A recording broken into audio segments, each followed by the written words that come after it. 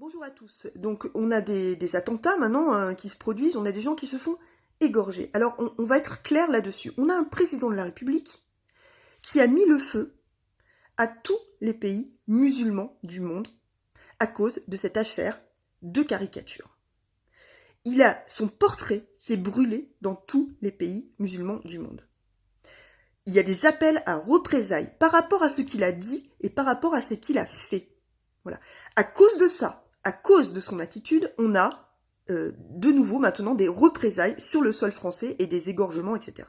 Voilà. Ça vient de là. Ne cherchez pas, cela vient de là. On nous a prévenu qu'on aurait des représailles. Voilà. On a un président qui insulte tous les musulmans du monde. On a un président qui se prend le nez avec Erdogan, qui se prend le nez avec Vladimir Poutine, qui se prend le nez avec le président biélorusse, etc., etc. Ce n'est pas la première fois. Depuis le départ, il est comme ça. Il a insulté les Français, souvenez-vous, maintes fois. Feignant, illettré, je ne sais pas, des gens qui ne sont rien. Il a insulté les Français. Il insulte désormais les musulmans.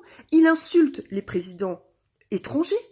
Donc à un moment donné, si vous voulez, quand on a un président hors de contrôle, il y a des procédures juridiques qui existent. Et ça, j'en appelle aux parlementaires. Il y a une procédure de destitution. Quand on a un président qui devient hors de contrôle, qui ne sait pas se tenir, qui nous cause des incidents non seulement diplomatiques dans le monde entier, mais maintenant des incidents sur notre sol. Voilà, il y a des Français qui se font égorger parce que il y a ce problème avec le président de la République. Je suis désolée, à un moment donné, il y a une procédure de destitution qui existe, qui aurait dû être mise en place pour l'affaire Benalla déjà. Hein, on avait déjà un premier aperçu de ce que ça donnait.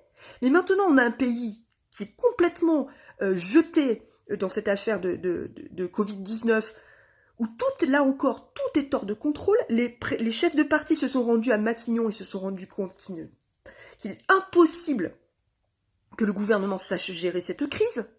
Tout le monde le sait, mais personne ne fait rien.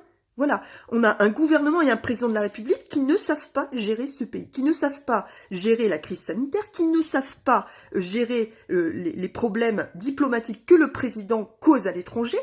Donc à un moment donné, tout est hors de contrôle. Il faut mettre en place la procédure de destitution. Point. Elle a été engagée, on le sait, dans d'autres pays, par exemple contre le président Trump, cela n'a pas fonctionné.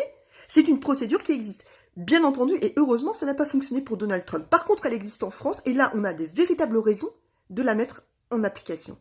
Cela suffit maintenant. Il met en danger tout le monde. Voilà, il met en danger tout le monde. Il y a aussi des risques d'attentats sur les églises, hein, sur les chrétiens, donc sur une autre religion. Ça n'est plus possible. Ça n'est plus possible. À un moment donné, il y a des procédures juridiques, qu'elles soient mises en place. Il faut arrêter de blablater, il faut arrêter d'aller sur BFM, il faut arrêter... Voilà. Il n'y a pas une histoire de guerre civile, là. Il y a une histoire de quelqu'un qui est à la tête de l'État qui fout le feu dans le monde entier. Et on le sait. Il s'est fait remettre en place par Vladimir Poutine combien de fois ces derniers temps? Combien de fois, hein? Donc, qu'est-ce qu'il cherche?